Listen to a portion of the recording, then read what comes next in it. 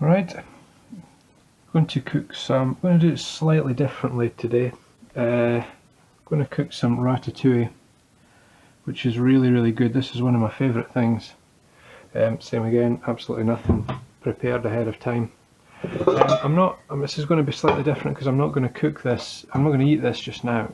I'm just going to start cooking it because I know I'm going to want this later on, and I know I'm not going to have time later on to cook this. So we'll put this pan on first, and but I know I've got time now to cook it, so I'll cook it up now and then we'll have it later. So all this basically is just a load of vegetables fried up. Some tomato puree, tomato ketchup and balsamic vinegar. That's everything. That's parsley and onion. So it's just going to be quite a lot of chopping to do today. This is like one of my favourite. This is one of my favourite things to have. It's really good, and you can just make it up and eat it over the course of the next few days, or you can freeze it. I guess I've never actually frozen it. It's so good that I've got no. I kind of just want to.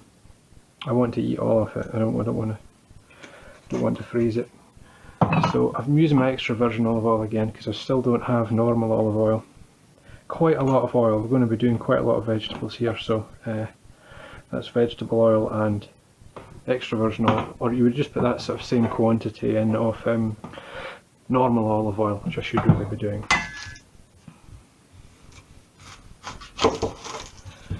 And now we're just basically going to be chopping vegetables. I've got you want to be putting in like soft vegetables. So what I mean by that is things like onions, peppers, courgette, spring onions, mushrooms if you have. I don't have any mushrooms, but mushrooms, aubergine, that kind of thing, tomatoes. Not so much carrots, not potatoes, not turnips, Swedes, that kind of thing. It's not the hard vegetables. It's just use that pan as a wee bin today. And this is the thing, if you can build up your knife skills, it makes cooking these kind of things quite easy.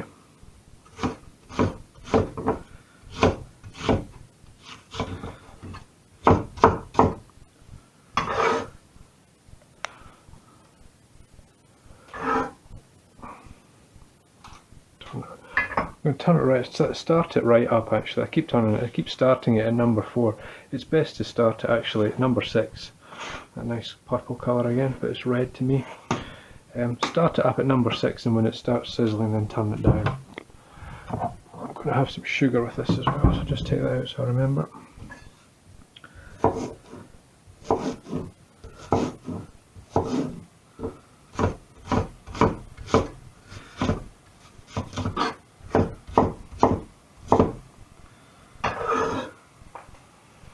Now when I come to have this later on,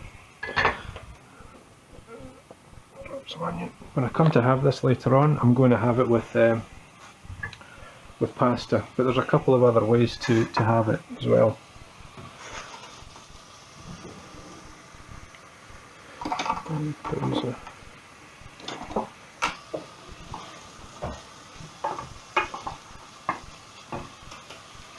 Turn that down.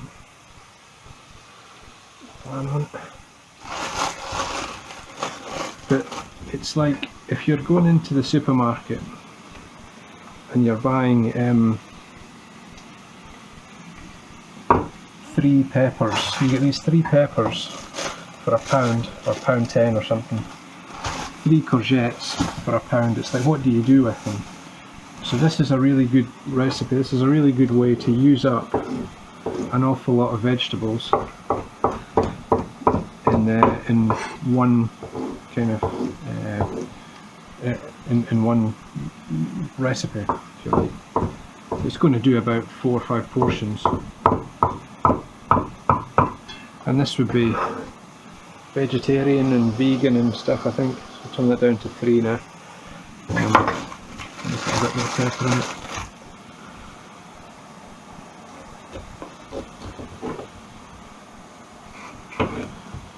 If you wanted to wash them, you can. I don't tend to bother washing vegetables. A wee bit of dirt doesn't do you any harm. Makes you stronger. This is such a good thing about the cleaver. You'll see me doing this a lot. Oh, my eyes are watering. Is the way you chop stuff up and you can just pick it up. If you don't have a cleaver and you're using one of these kind of chef's knives to cook things, to chop things, what you can use is, I've got one of these, it's like a pastry scraper thing. I used to work with Nick Nairn actually in Scotland. It's really thin, that's the key point. And you have that and you can just use that along with your knife to scoop things up. That's really handy as well. Just another wee tip. It's my way of chopping up a pepper, getting the middle out of it.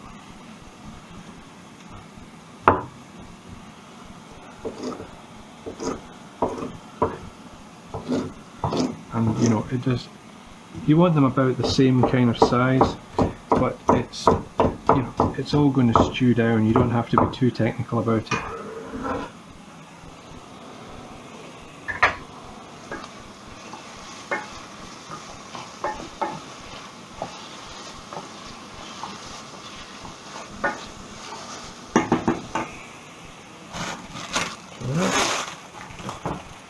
So that is, I'd used a wee bit of pepper and something else, but that's 1 and a bit peppers. I'm going to use this whole courgette and maybe a bit more as well. So it's just such a good way to use up lots of vegetables. I'm not going to cook this whole thing in this video. I'm going to let it cook out a wee bit longer. The longer this cooks, the better. That's why this video is slightly different to the rest. You'll get the idea.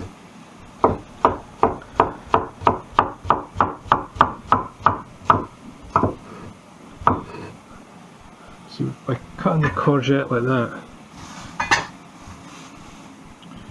I'll show you that again. We're going to use that much. So what I did, cut it down the middle like that, and then cut it like that, and then what that means is that every piece of courgette has got the dark green and the light green on it, which looks quite nice. Because if you've just got that without the green, it doesn't look very good.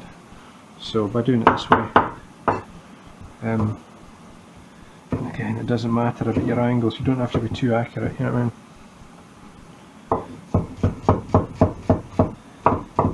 Just sort of chop them all roughly the same size. You can see this is just an awful lot of vegetables, and this is all going to just stew down really nicely.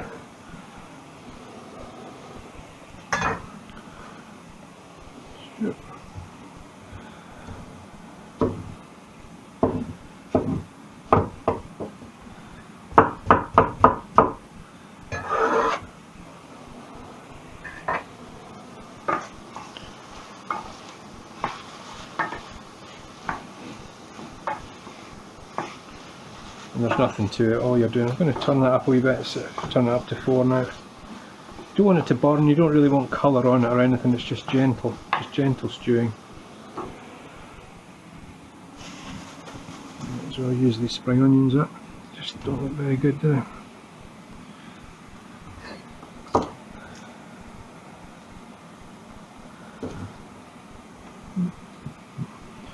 So what you can do with this is you can put it, just going to cook this down, and you'd heat some pasta up and use it kind of like a pasta sauce. Really, really good. What you can also do, this is how it was shown to me. I got this recipe from a girl I used to know, and how it was shown to me was, what she did was, she cooked this up and she put it in puff pastry. So cook it and then cool it down, just to get that thin, just roll, whatever it is, puff pastry, and roll it out so it's thin. I might do that this evening actually, and that's how I might cook this. I haven't done that for a while. I might as well just put this, I might as well just use this up, put this in as well. So what you do is you just, when this mixture has been cooked up and cold, I want something to eat. When it's cold, you can just take a dollop, put it into the puff pastry, fold it over and bake it in the oven, and give it a right good bake in the oven. You want to have it in the oven for a good 30-40 minutes to really crisp up the pastry. I see a lot of places you go for a pie and they don't cook the pastry right through. I don't like that. So there's nothing worse than soggy, soft, uncooked pastry, but cooked properly pastry is really, really good. So we shall use that for something else. It's a little bit wet. Just gonna dry. You don't want to put it away wet. You want to keep it nice and dry so it lasts for as long as possible, and wrap it nice and tight like that so moisture doesn't build up. I'm going to have to give him some food.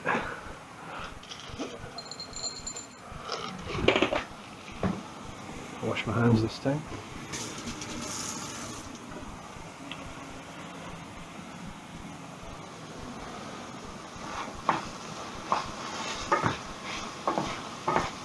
So it's just gently cooking down.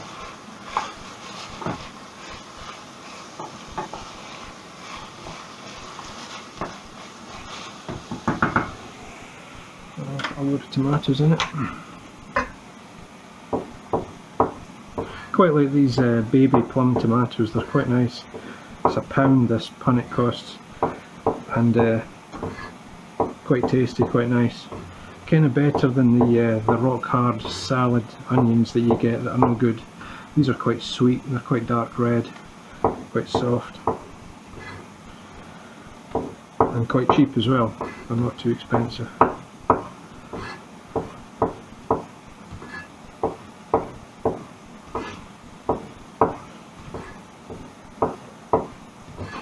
So you can see if you're buying these vegetables and you don't know what to do with them, this is the kind of recipe that it's really, really good, because you can it just uses up loads of vegetables. And you're going to be putting some balsamic vinegar and some there's obviously oil in there, and there's balsamic vinegar, and we're going to put some sugar in it as well. So all those things go towards preserving it. So this will last for quite a lot of days in the fridge. I'm thinking I might as well just put a lot of these in. So I'm thinking, am I going to use these for some other dinner? What else have I got? I don't really have much else. Courgette and the pepper. Yeah, I don't really need these. Actually, some the pesto pasta I made might be quite good with that. I'll keep these actually. I've got, because I made the pesto the last time, and these would be quite good in with the pesto pasta. So I shall keep a handful of those back for that. And we want lots of garlic in this as well. So when it comes to doing garlic, Jamie, I mean, if you want to use a press, that's fine. I do have a press. I don't know where it is.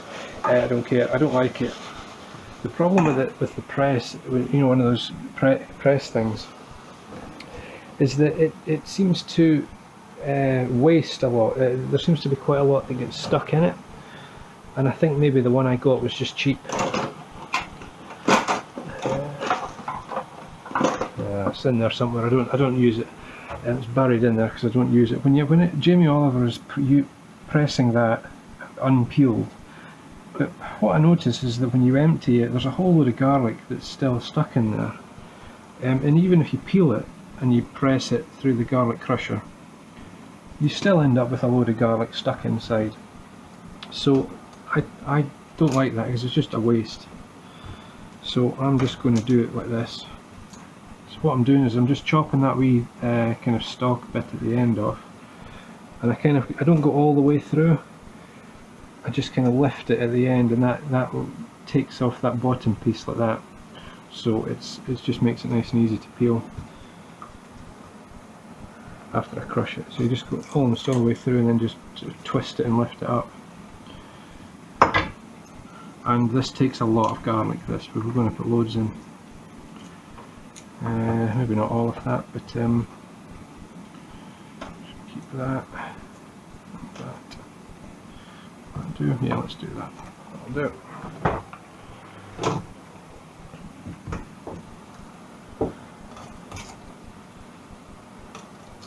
So it's like everything that's, you know, good for you, everything that's healthy.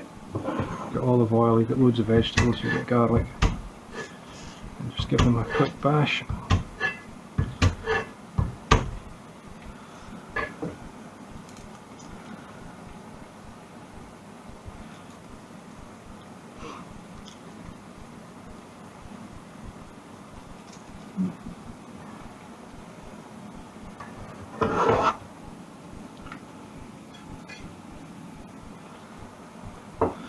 And then just roughly chop. You don't have to be too technical with it. But if you did use one of those presses, you know, feel free to use it. It would work.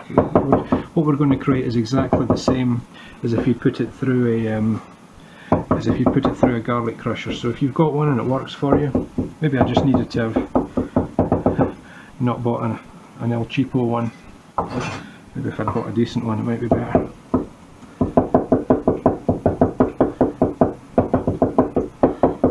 Worry too much. Some big pieces is alright. It's going to cook for a wee while. I really like garlic as well, so it's okay.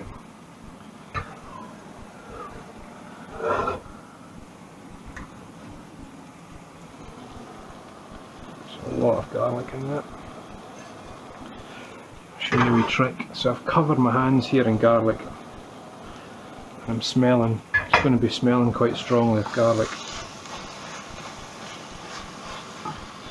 Catching a wee bit, so turn it down to 4, turn it down to 3, it was at 4, I'll turn it down to 3. So that's starting to smell really good now. If you go into like John Lewis or one of the cook shops, what they'll sell you is a bar of soap, but it's made of steel. And it's because when you rub steel on your, if you rub steel on your fingers, it takes the smell of garlic off your fingers, or it takes like strong smelling stuff off your fingers. So what you can therefore do instead is obviously be quite careful. It's another benefit of the meat cleaver because there's so much surface area. If you just, when you're cleaning up, if you just rub your fingers like that on the steel, and even the handle steel as well, so you can keep well away from the blade. Just do that. So I'm scrunching my fingers into it like that. Really takes the vast majority of the smell of garlic off your fingers. It's a good wee trick, that. But then, in another hand, I kind of don't care, because if you turn up to somewhere stinking of garlic, it just shows that you cook your own food and that you've made something quite tasty. So that's all there is to it. Just saves all the trips to the bin. So tomato puree and ketchup and sugar. So you see it's all starting to cook down now, and it's all just going to sweeten up. So vegan, I reckon, vegetarian, definitely vegetarian, probably vegan I think. And you can tell I'm Scottish because I don't waste anything. The trick to get the last bit of tomato puree out of the tube.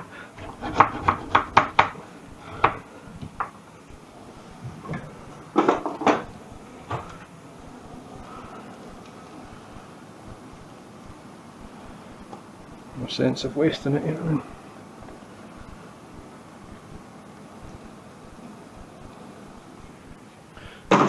there's a wide angle setting that's the default on this camera, and I changed it to medium this time, so it's a slightly different angle. I don't know if it's going to be good or bad, but again, it's all an experiment. I don't know. Wonder how many people don't know about this, that when you get a brand new tube of tomato puree and it's got that seal, that's what this little spike at the end of the cap is for.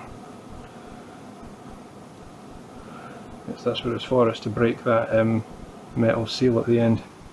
I always worry that it's pushed it in and it's broken it, and it's going to now, this bit of metal is going to come out, but I'm sure they've designed it so that that doesn't happen. Just put in a good load of tomato puree. You need to cook this. You need to cook the tomato puree for, 20 minutes, half an hourish, because it's kind of bitter. So once you cook it out, it's good. And a bit of ketchup adds the nice sweetness, vinegariness. Just a dollop of ketchup in there, and some balsamic vinegar. I tend to just buy. I always tend to cook with balsamic vinegar. Maybe that's the only thing you do with it, but just basic, kind of nothing too fancy. Just the bottom of the range kind of stuff. Spoonful of that in.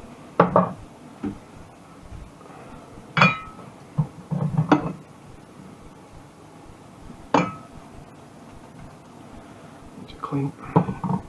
I need some salt. Did I put salt and pepper in? Don't think I did.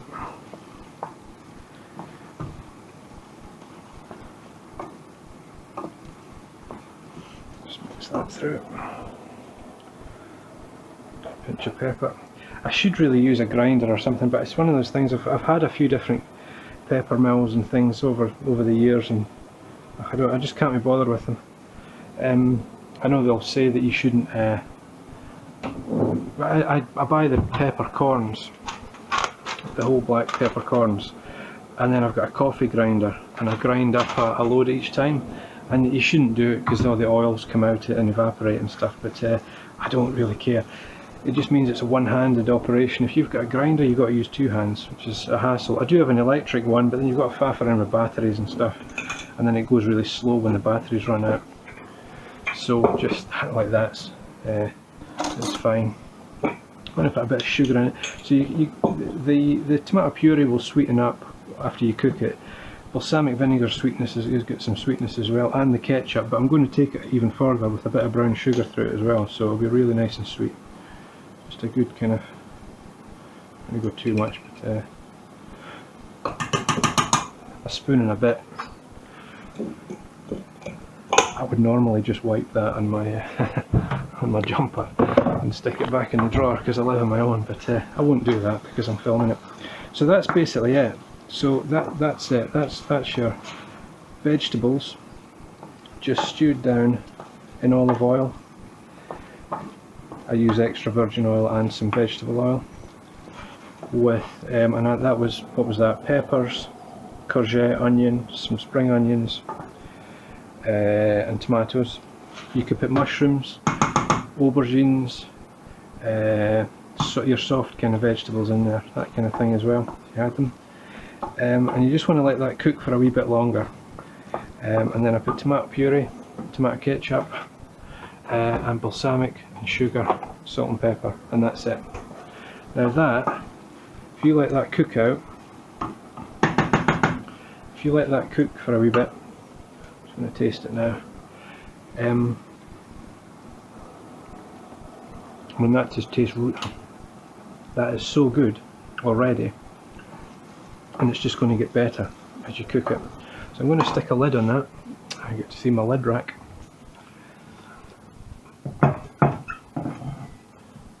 So I'm going to stick a lid on that and let it cook for not very long, maybe 15 minutes, 20 minutes.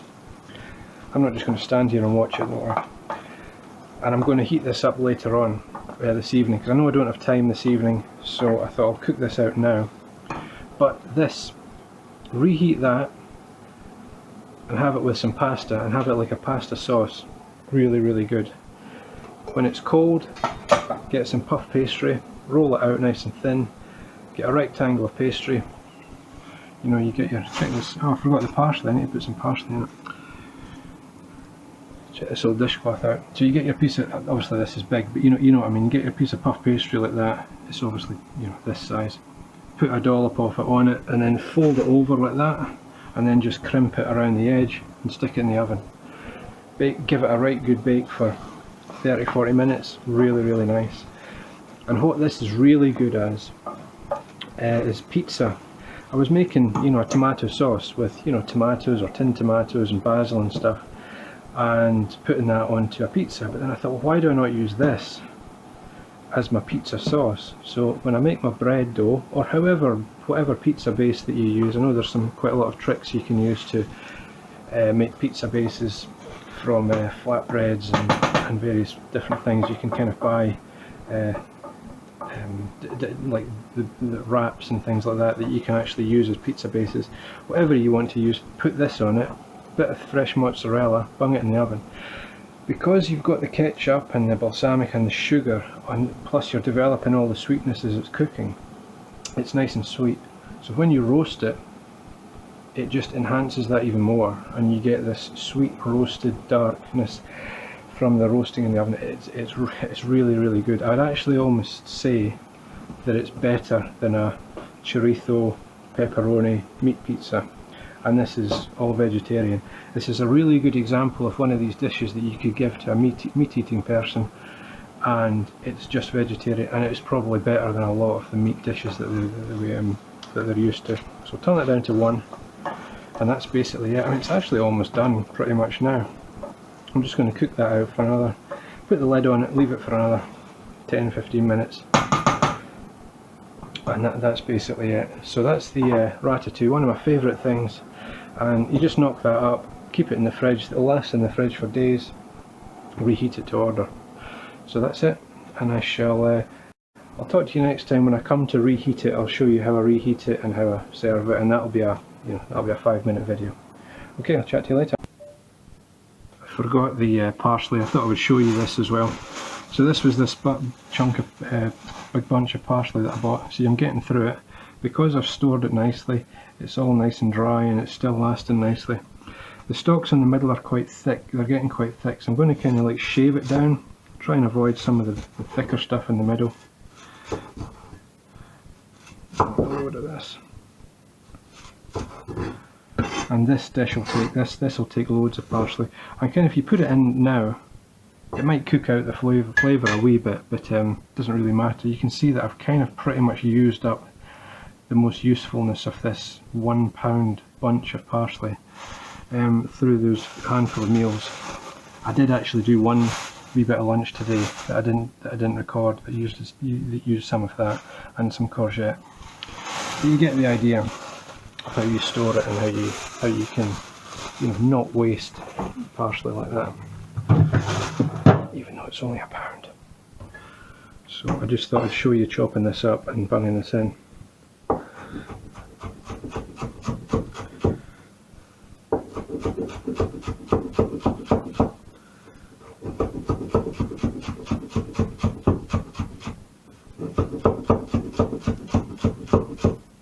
When I worked, one of my first jobs was in a Chinese restaurant, and I was chopping probably onions. That's what I had to do, and I'm chopping it like that. I'm holding the knife, I'm holding the onion or the thing I was chopping like that, and the Chinese guy, my boss, came over and he started shouting at me.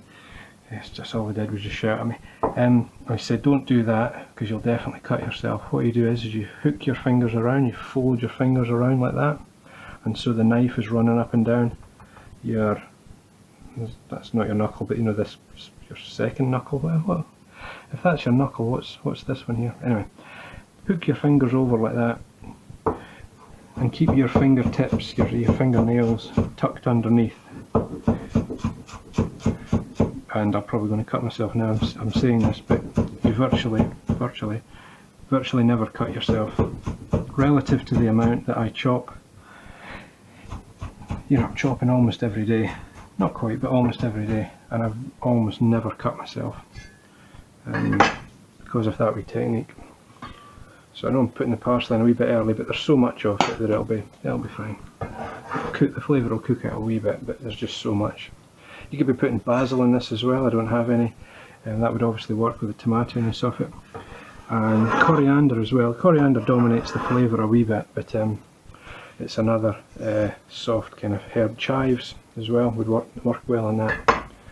But mainly parsley, basil, chives, that would work in there. So yeah, so that's done. So I'll let that cook out for another 10 minutes or so, and I'll talk to you later.